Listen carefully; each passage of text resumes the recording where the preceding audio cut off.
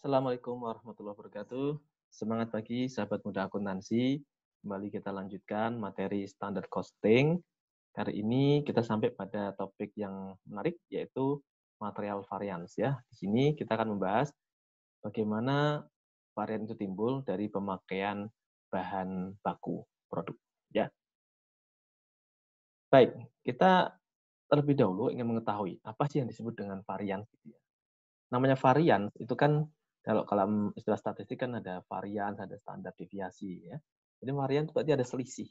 Selisih kalau gampangannya adalah selisih antara eh, kenyataan dengan harapan ya. Kita harapannya sekian, ternyata kenyataannya di bawah itu atau di atas itu. Itu berarti ada selisih antara harapan dan kenyataan. Jadi kalau dalam bahasa costing di sini berarti varian itu terjadi kenapa? Karena ketidaksesuaian ya antara standar yang telah ditetapkan dengan kondisi yang sesungguhnya. Tadi ya, yang menetapkan sekian, ternyata kenyataannya bisa lebih atau bisa kurang. Nah, di sini kita mengenal ada istilah unfavorable. Ya, unfavorable ini terjadi, ya, namanya unfavorable tidak menguntungkan ya. Jika biaya yang terjadi aktual ternyata melebihi standar biaya yang ditetapkan, sehingga kita akan jadi merasa rugi gitu ya. Saya menetapkan standar biayanya cuma 10.000, ternyata aktualnya kita harus habis 12.000 untuk proses yang sama. Jadi ini kita sebut dengan unfavorable, tidak menguntungkan. Sebaliknya, kalau ternyata biaya pemakaian material tadi di bawah standarnya, maka kita sebut selisihnya adalah favorable, menguntungkan. Oh, harusnya saya beli barang ini harganya 5.000 nih. Ternyata dengan kualitas yang sama, kita bisa beli dari pemasok harganya 4.000. Berarti ada efisiensi harga sebesar 1.000 ya. Ini tentang varian ya. Kemudian untuk dapat mengetahui penyebab terjadinya varian, maka kita perlu menganalisis faktor-faktor yang mungkin terjadi. Jadi varian pemakaian bahannya tadi, nilai bahan tadi kira-kira terjadi karena apa? Nah, secara umum kalau namanya material varian ini ya, teman-teman ya, kita mengenal material varian ini disebabkan oleh apa ya? Satu, oleh material price variance, kedua oleh material quantity variance. Kalau material price variance artinya adalah varian atau selisih karena adanya perbedaan harga. Ya, dengan pemakaian yang sama ternyata harganya berbeda. Itu namanya material price variance. Sementara kalau material quantity variance yang berbeda adalah jumlah inputnya. Harusnya untuk produksi tadi misalkan yogurt kita perlu buah leci misalkan 1 harusnya. Tapi ternyata pemakaiannya nggak bisa 1, kita perlu 1,5 atau 2. Itu berarti kan sudah melebihi standar pemakaian dari bahan baku itu. Ya.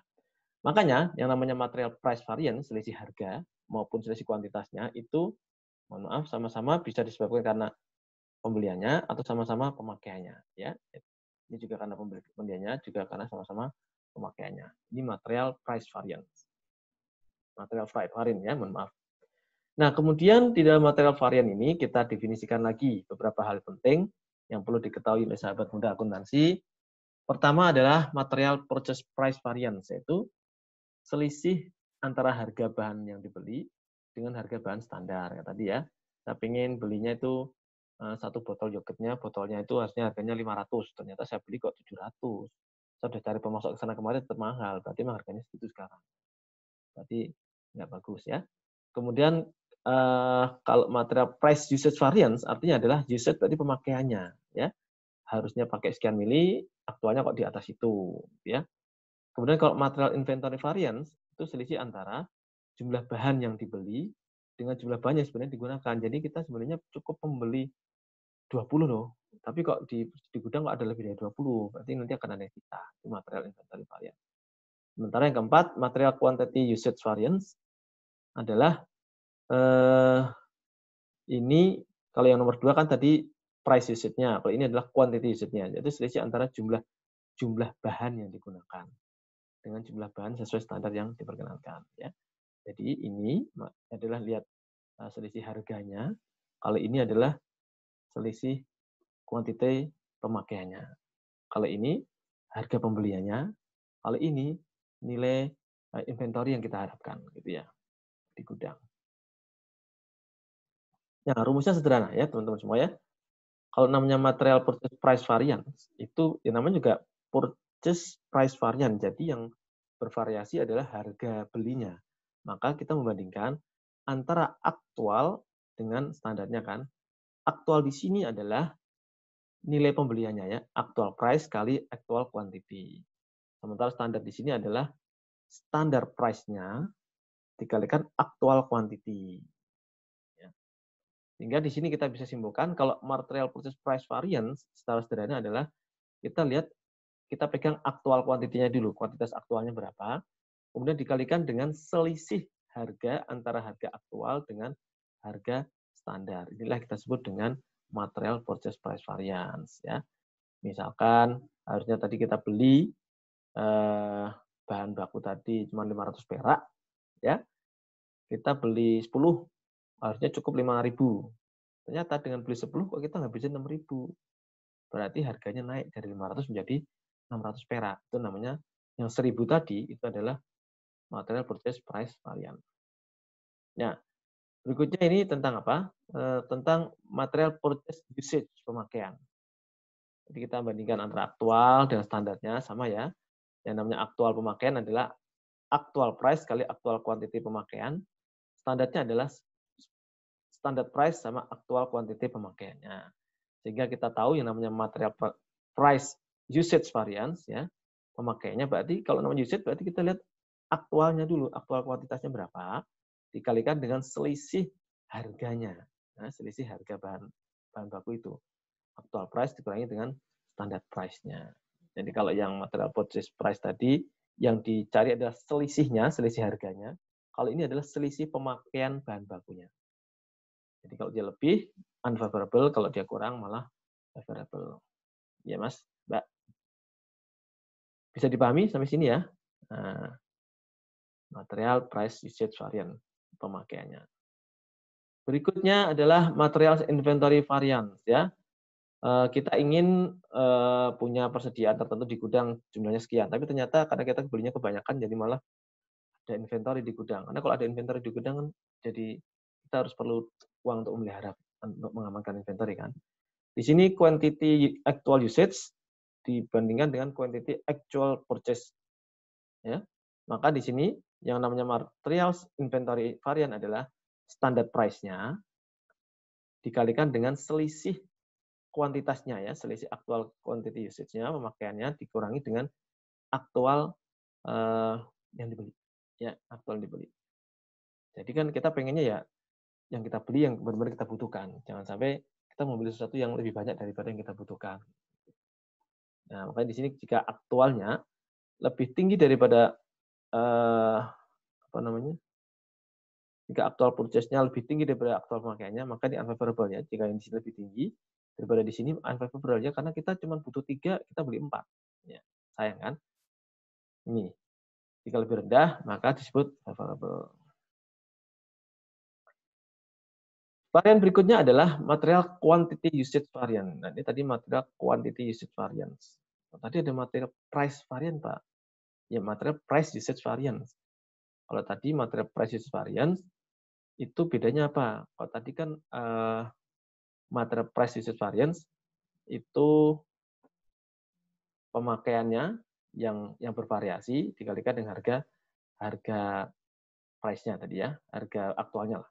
Kalau ini actual quantity usage dikurangi standard quantity allowed, standarnya ya.